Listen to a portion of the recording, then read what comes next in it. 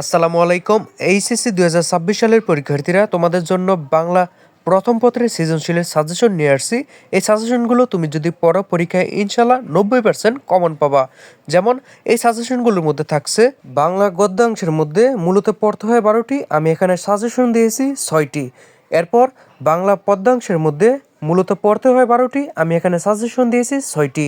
এরপর বাংলা উপন্যাস ও নাটকের মধ্যে থাকে 2টি, এই 2টির মধ্যে 2টি পড়তে হবে। বিস্তারিত আমি বলবো, চলো আর কথা না বলে শুরু করা যাক। এখানে লক্ষ্য করো যে তোমাদের একটি বক্স দিয়েছি, এই বক্সের মধ্যে তোমাদের জানাবো যে পরীক্ষার মধ্যে তোমাদের কয়টি সৃজনশীল আসবে আর তুমি পরীক্ষার মধ্যে কয়টি সৃজনশীল দিবা, আর ক বিভাগ, খ বিভাগ এবং গ বিভাগ এবং গহ বিভাগ থেকে কয়টি কয়টি করে প্রশ্ন আসবে আর তুমি কয়টি করে দিবা।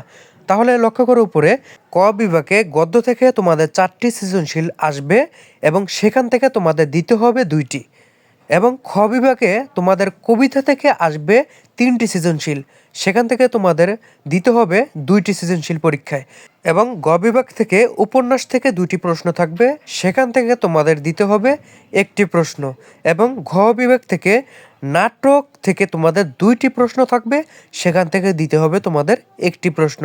তাহলে দেখো এখানে মোট 6টি প্রশ্ন হলো, আর 1টি প্রশ্ন তোমরা কোথায় থেকে দিবা সেটির উত্তর হচ্ছে এই 4টি বিভাগ থেকে তোমরা যখন 6টি প্রশ্ন দিয়ে দিবা, এরপরে ক, খ, গ এবং গহ এই 4টি বিভাগ থেকে তুমি যে কোনো একটি প্রশ্ন দিয়ে দিতে পারবা সহজেই।